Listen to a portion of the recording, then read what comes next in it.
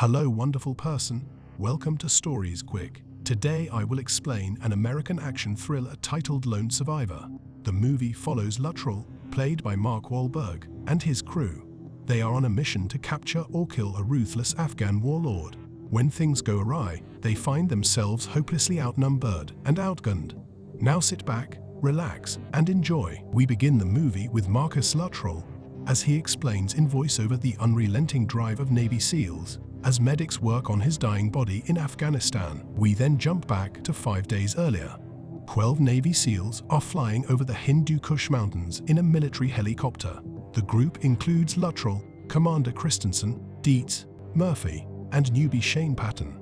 The movie is centered around these characters. The Navy SEALs are discussing tactics and talking about a horse as a present for Murphy's fiancée. At the same time, we see Afghan warlord Ahmad Shah, his right-hand man named Tariq, and their crew make their way through a village. They search for a local man believed to be aiding the Americans and then execute him. 8 hours earlier, at sunrise on Bagram Air Base, the four main characters Luttrell, Dietz, Axe, and Murphy wake up. We get some insight into their personal lives from photos on the bunkroom walls and their talk. Luttrell finds out that their mission, titled Red Wings, is a go that night. We then see Murphy and Dietz race each other outside in full body armor as Luttrell keeps time. Murphy wins, but his celebration is short-lived when Commander Christensen announces that Red Wings is a go that night.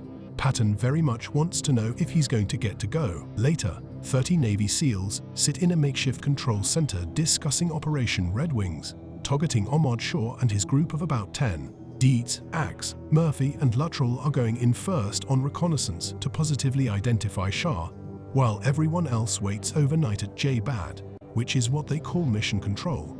Dietz says not to worry about them until the foursome misses 2 communication time windows. Now, leading up to the night's mission, the foursome meets dinner, and Dietz stresses about goings-on at home. Then, we see Shane Patton goes through a light-hearted initiation rite, which includes dancing and the recitation of a SEAL mantra.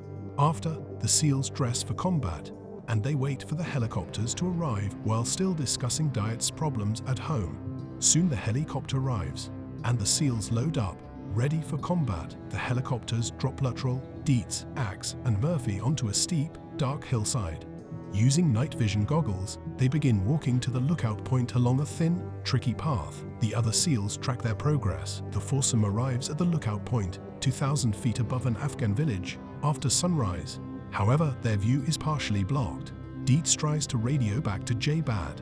The signal is weak, but via a SEAL named Haslert, Christensen eventually gets the message and boards a helicopter for Bagram, leaving Musselman in charge. After that, the foursome decides to move further down to see if there's a better vantage point. Back at J-Bad, Haslert tells Musselman that the force should be hunkered down in place. The new lookout spot is good, but Dietz can't get through to radio to tell them the change of location. They count 40 Taliban men down in the village, many more than expected.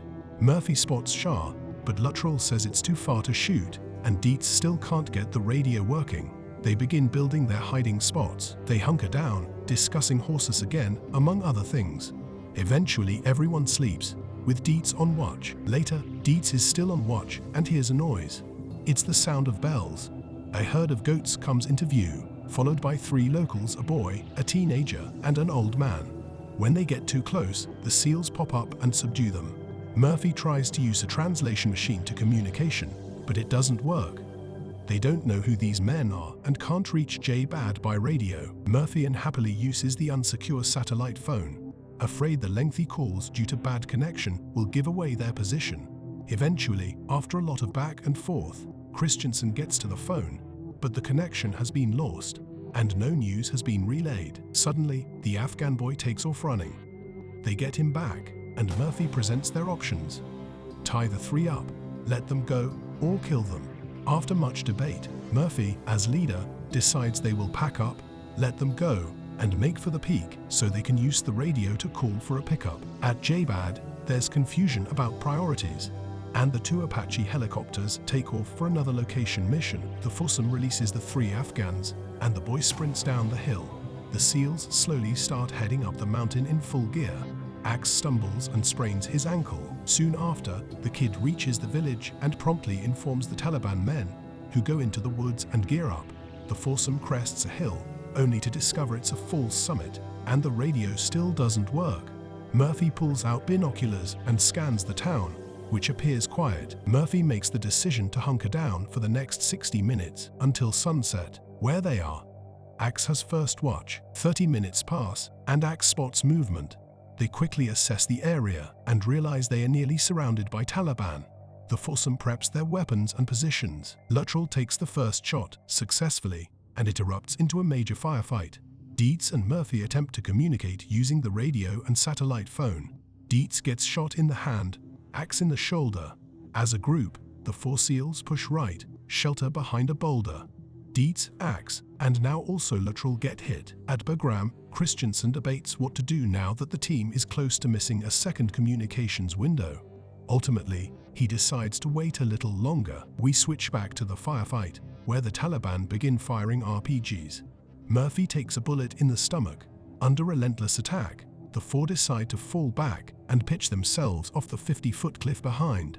It's a hard fall, and they hit trees and rocks on the way down. The four miraculously survive the 300-yard tumble, while the Taliban begin a slower climb down.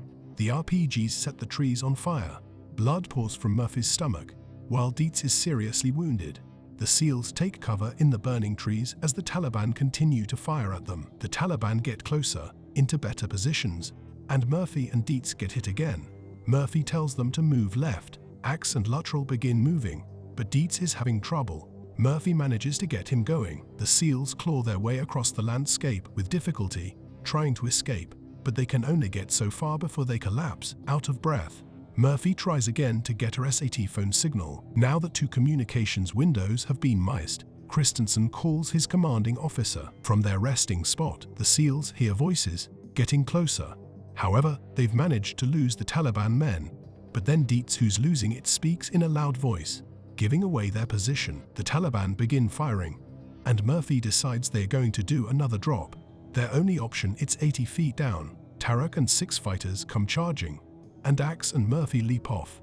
Luttrell has Dietz over his shoulder, and just as he's about to jump, Tarek fires, hitting both SEALs in the neck. Luttrell drops Dietz and falls backward off the cliff. Christensen tries to contact them again, but no luck. Axe, Murphy, and Luttrell debate what to do about Dietz as explosions go off around them. Luttrell seems to believe he's dead.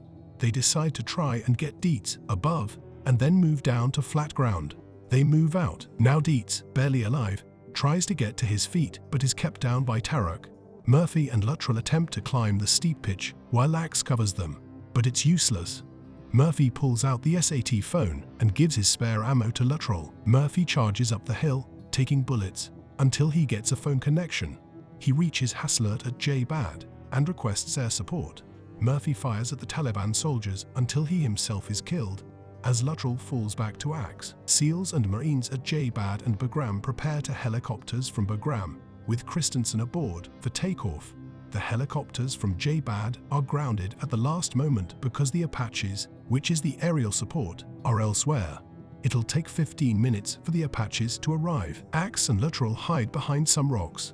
Axe wants to know where Murphy is and if he made the call. Meanwhile, Christensen's helicopter pilot agrees to put the men on the ground, even though he's not supposed to without Apache support. Then, Axe and Luttrell climb down to the village as Tarek tracks them from above. Luckily, we see Apaches arrive at J-Bad and the helicopters take off. But now, Tarek is just 100 feet away.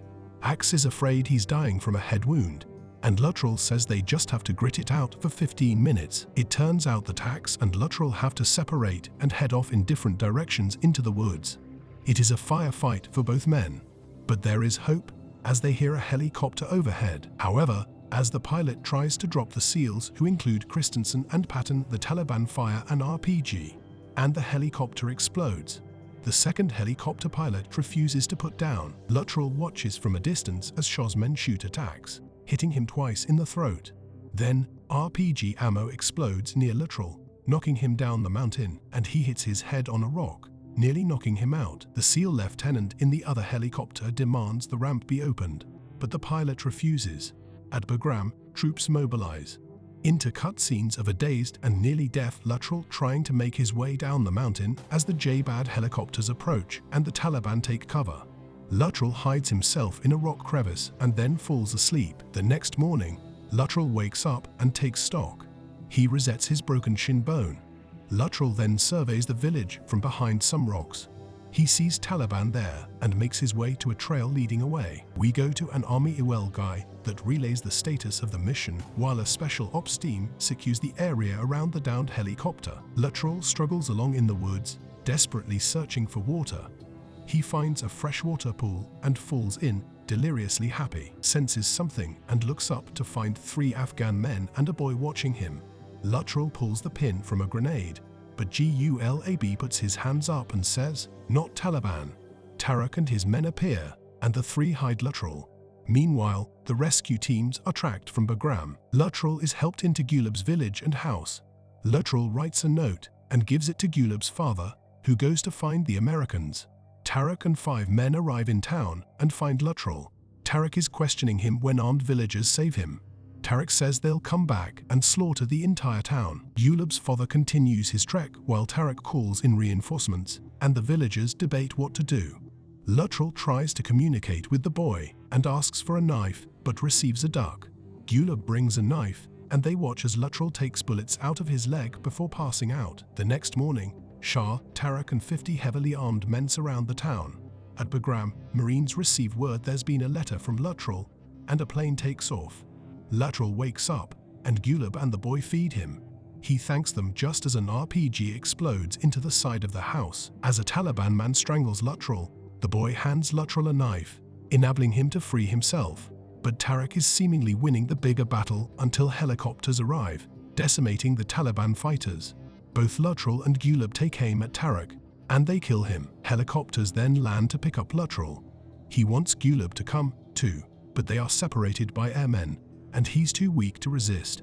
The helicopter takes off. Luttrell's voiceover from the first scene continues as the medics work on his wounded body as they fly over the Afghan mountains. He explains how he both died and lived on that mountain. As the monitor changes from flatline to heartbeat, that ends the movie. Thanks for watching. Don't forget to hit like and subscribe to see more.